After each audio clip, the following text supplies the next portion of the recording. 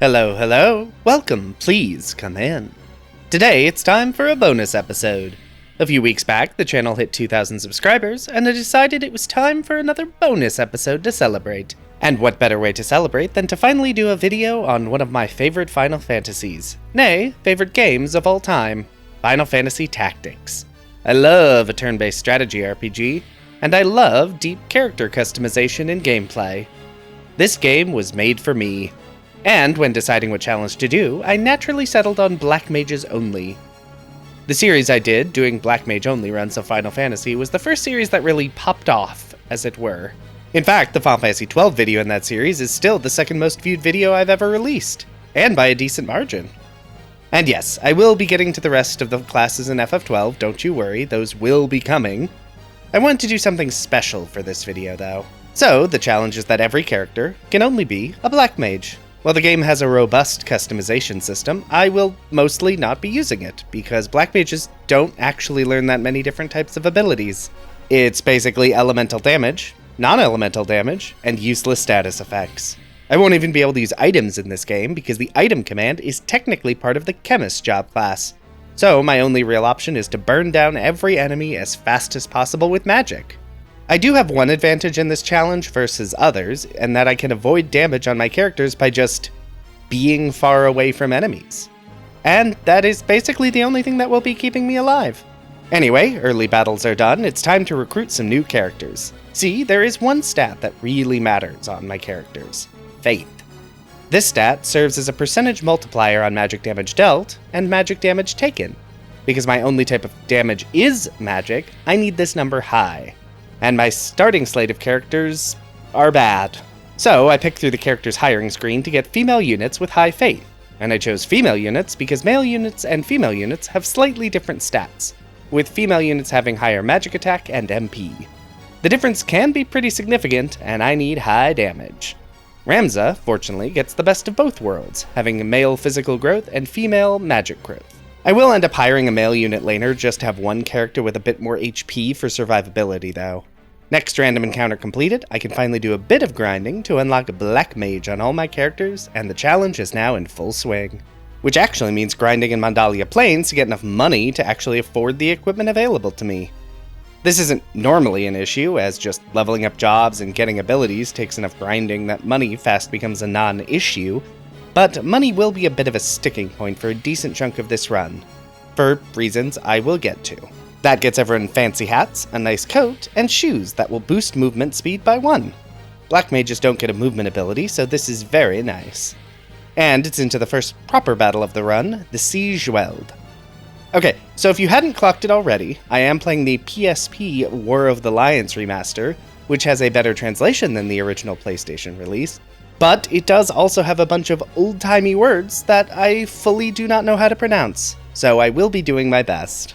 Oh, and Argith and Delita are guests. They are not Black Mages, for a variety of reasons, but basically because you can't easily level them. So I will mostly be ignoring them. Wow, I talked about the challenge, but didn't really talk about the fight, mostly because Black Magic destroyed all enemies quickly and easily. Completing this fight means I start unlocking Tier 2 spells. I will be prioritizing a single element per character, mostly because enemy units rarely have meaningful elemental weaknesses, so just stronger spells are better than a diversity of spells. And it's time for Dorter.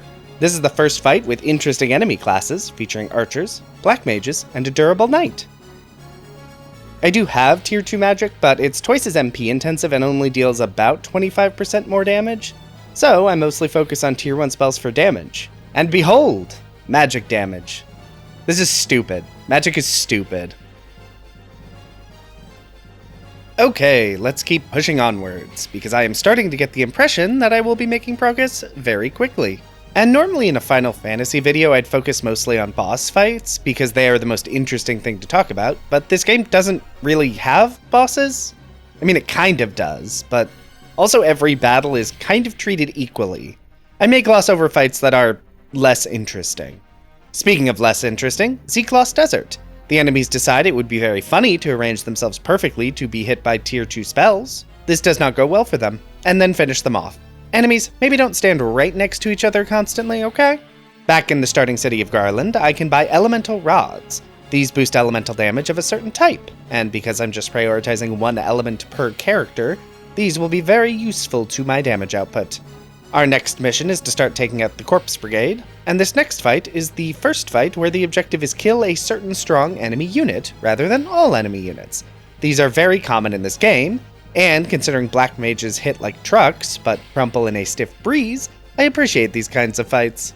Back to Igros, and Delita's sister has been kidnapped, so let's see if we can do something about that. Next up is Linalia Plateau. I need to take out every enemy here, but they make it very easy by lining themselves up for my spells. We talked about this, guys. Do better. And that's another fight down. Next is Fovaham, another kill one enemy level, but this time the enemy in question is actually pretty scary. Wygriff has a unique class that lets him do powerful sword attacks. He does immediately move into spellcasting range though, so... And Argith, kind of friend turned actual enemy by shooting Delita's sister. And this fight actually proves pretty difficult. Black Mage's biggest strength is their range, and Argith brought his own to deal big damage. I even have a few party members get dropped.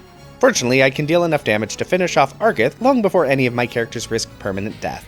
And this explosion completes Act 1, and we return to the prologue battle. Delita survived the explosion and kidnapped a princess, so I guess I'm gonna have to deal with that. My biggest problem, I think, is going to be anytime an enemy has ranged attacks, because my damage is great and ranged, but all of my characters are so fragile. Into Act 2, and we clear out another map by spamming magic, along with Gefgarian and Agrius' strong sword arts. And I'm into Act 2 proper. Agrius and Gefgarian are level 10 and 11? Okay, I'm level 4, so I may be a bit underleveled. And while levels are less important than equipment in this game, they aren't nothing. Next up, it's time to head into the Aragwe Woods.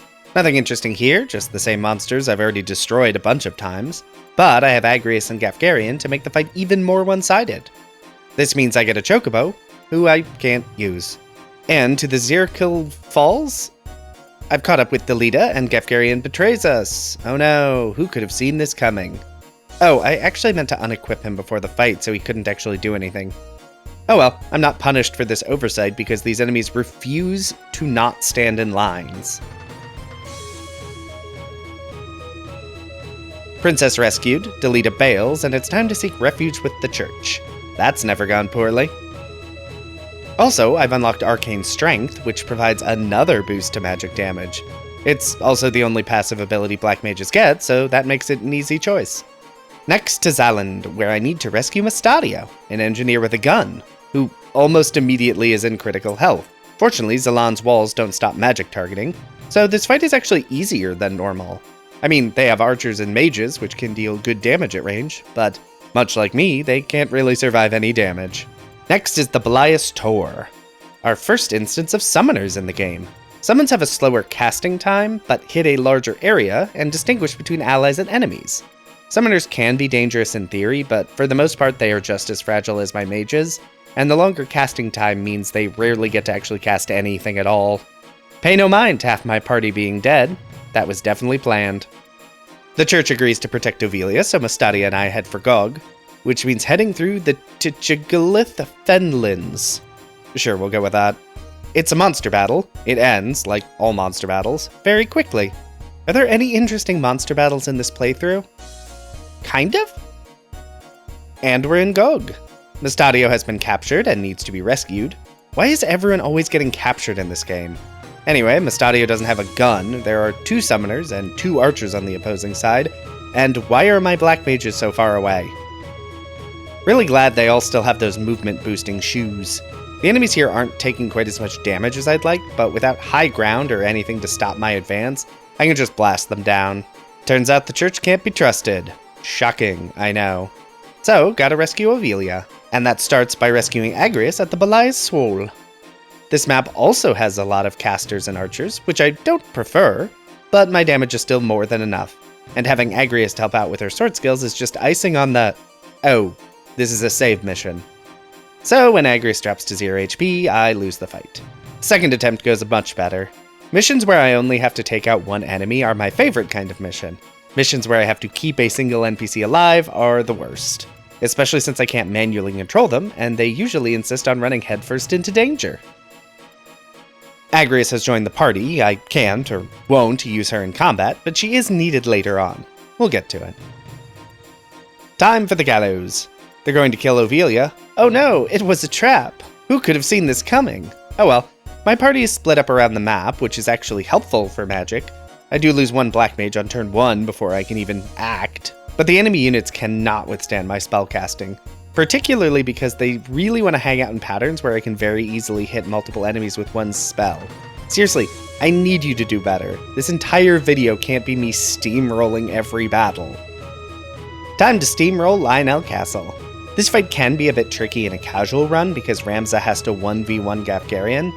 However, I can actually very nearly one-shot him, and because the wall doesn't stop casting, I can just alley-oop that with a mage on the other side. The actual problem is the other side of the gate is very restricted. This means my mages get devastated before I can effectively use my considerable magic power against them. So let's restart, because this is not gonna work. I start off with my mages further back to hopefully stop them from getting completely devastated, but it doesn't end up working. I just am not quite durable enough. I think it's time for some leveling. Or I could swap out these battle boots for cloaks. I don't really need move speed in this fight, but an increase in physical and magical evasion might be all I need to survive. And yeah, that extra round of survival it buys is actually enough to get Ramza into the fight and take down all the enemy units. Well, that was skinnier than I'd expected, but not too bad. Then there's a Delita fight that I'm gonna skip because no black mages. And Evil Churchman does evil church things, and look, our first Lucavi demon. Cuchulainn? You know what, I'm just going to apologize to Ireland and move on.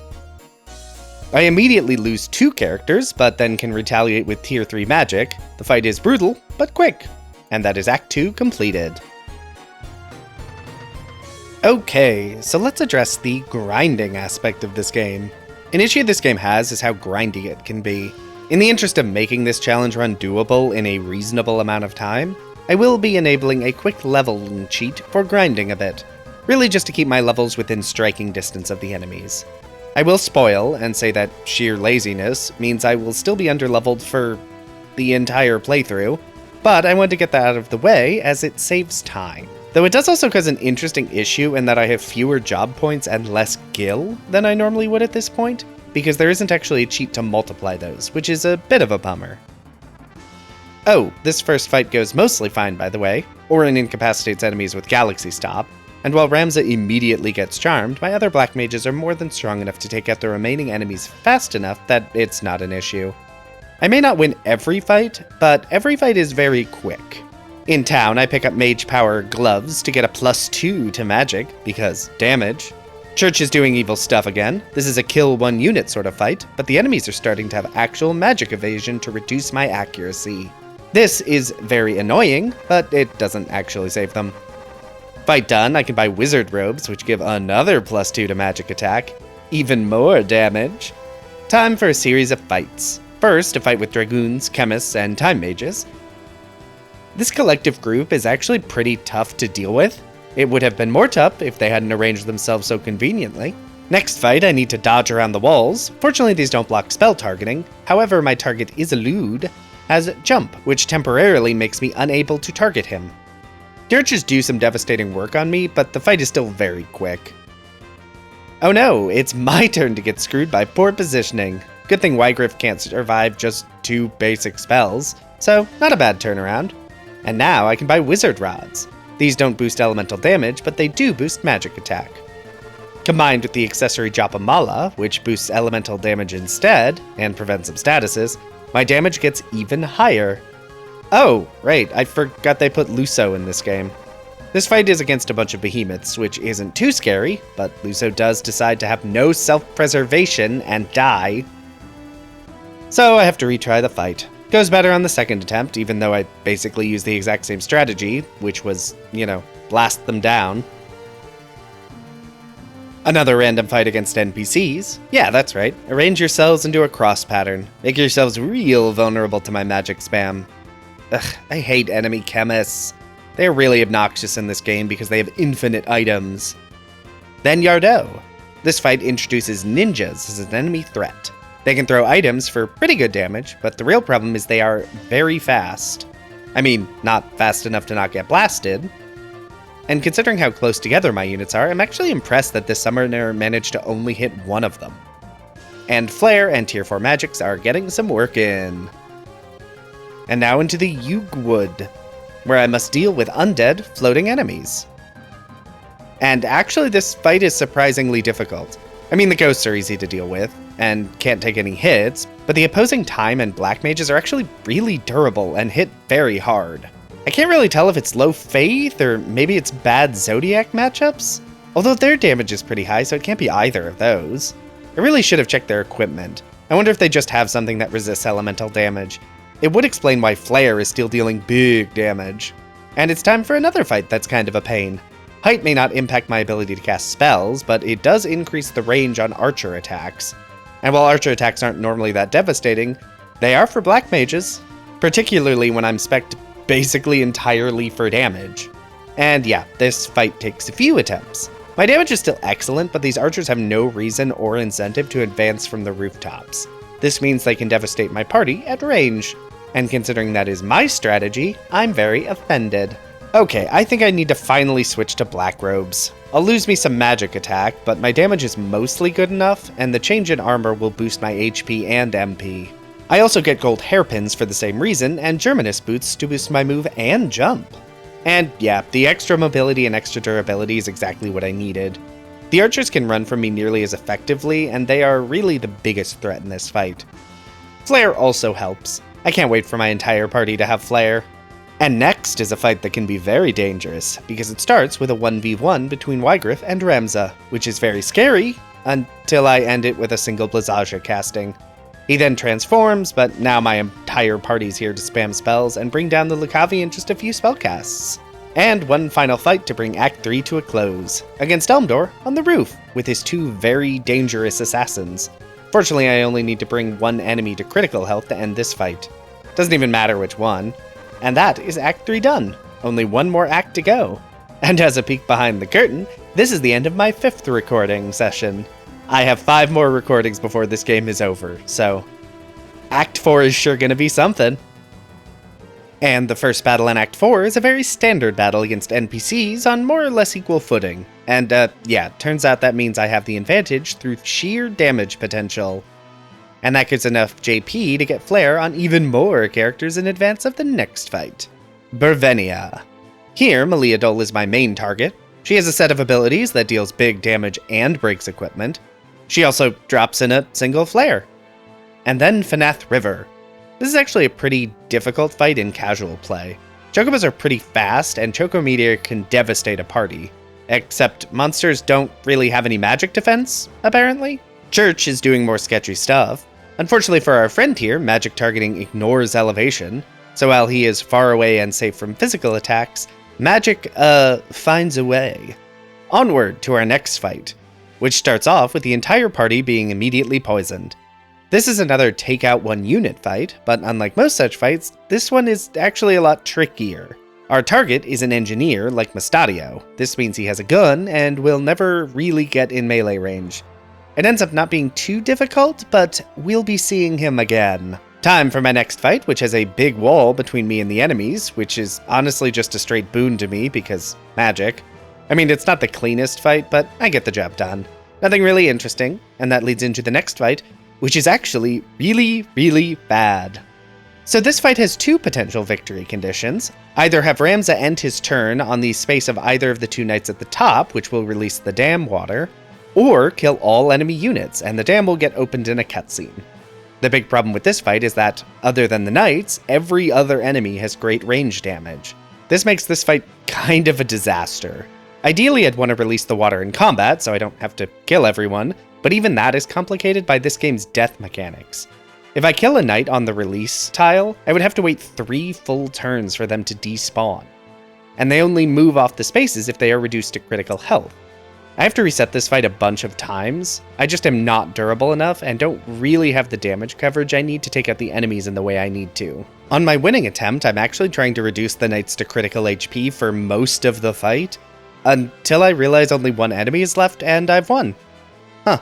I'm as surprised by that win as anyone. I can then buy Luminous Robes, the best armor I'll get for the extra MP and HP, and Lambent Hats. They don't give as much MP as gold hairpins, but they boost my speed. I don't really need that much HP with how much damage I deal. And it's time for another fight that's going to be a problem. Mount Germinus has some pretty unfavorable terrain, which might not be too bad, but the enemy party consists of 3 archers and a ninja. And some thieves, but they're not as scary. This means I have no real space to avoid physical damage, and it's really difficult to survive long enough to actually get spells off.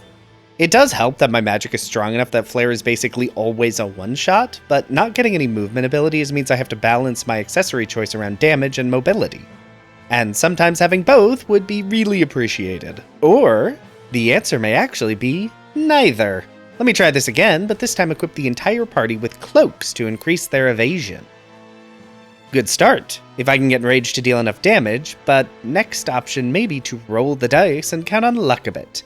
And yeah, negating a few attacks is actually all it takes to give me the edge to finish this fight. Then, like Poescus, this area is kind of interesting. There are 2 archers and a high terrain area to increase their bow attack range. Unfortunately for them, the map is large enough that I can stay out of max bow range, forcing them to move around to attack me from ground level. That makes it much easier to flare down the entire enemy party. Time to storm the gates of Limberry, and the first fight is very easy. It should be scary, what with the assassins inflicting debilitating statuses and the powerful demons spamming biospells in Ultima, but I only need to take out 1 assassin, and I have Flare, so... And next is a fight against Elmdor and his 2 assassins. However, the assassins start too far away to contribute, particularly when I can defeat Elmdor with 2 flares. Another fight that should be hard, but is actually super easy. And then it's time for a fight that should be fairly easy, but is actually super hard. This fight against Zombie Argeth. This was added in the War of the Lions version, and I really wish it hadn't been, because it's basically a showcase of all the ways to stop black mages. First problem, Argeth has a mirror mail equipped. This gives him automatic reflect. This means my spell options are limited to those that can't be reflected, which is just the tier 4 elemental spells. Next issue is dealing with ranged enemies, and wow, there are just so many of them. And they all have strong magic attacks, and while their most dangerous spells take a while to charge, so do tier 4 elemental spells. And the map is too small for me to even build up distance between me and the enemy, something Argeth would also make difficult thanks to his fell sword attacks and ignore elevation ability. This fight is actually one of the hardest fights in the entire challenge. It's just such a showcase of all the ways my party can be absolutely devastated. Okay, I'm a bit underleveled, as usual. Let's get some grinding off screen while I try and think of a way out of this absolute mess. And yeah, this one is a bit of a stumper. Seriously, the enemy attacks come out just fast enough and have just enough AoE to devastate my party. I can try leveling out of this problem, but because of how little levels actually impact, I would have to drastically overlevel. So instead, I need to do some thinking. So here's the plan. First, switch out the Germinus boots for mage power gloves. Argeth gets in range immediately enough that I don't really need mobility, I need power. Then switch wizard rods for elemental rods, as that bonus damage is more important than a flat +2. However, just increasing my damage isn't enough. These demons can destroy most of my party before I get a single spell off if I let them, so it's time to exploit the AI a bit. First, it's important that I keep my units as separated as possible. This will mean fewer can get caught in any particular spell area, which will in turn deprioritize that as an attack. Ramza takes damage from Argeth right out the gate, so he is always going to be in HP range to get taken out by a demon immediately. I use this to my advantage by rushing Ramza forward to serve as a distraction. Then send Uwain over to cast Flare on the closest demon. Flare is strong enough to kill it in one hit, and while Uwain is not actually going to survive long enough to cast Flare, simply targeting one demon with Flare will attract its aggression, and turning my back on the other demon makes me even more likely to be targeted. The distractions don't work quite as well as I'd hoped, but Uwain gets Flare off, so that's something. Meanwhile, he's alive for one more turn to take aggro again, and while Argeth heals a bit of HP, 2 tier 4 spells are enough to finish him off. When I say this one fight took over an hour, I want you to know that I am not exaggerating. That was rough. That mess completed, time for another Lucavi fight, this time with Zalera. It leads by inflicting doom on most of my party, which is very funny because this fight is absolutely not going to last 3 rounds.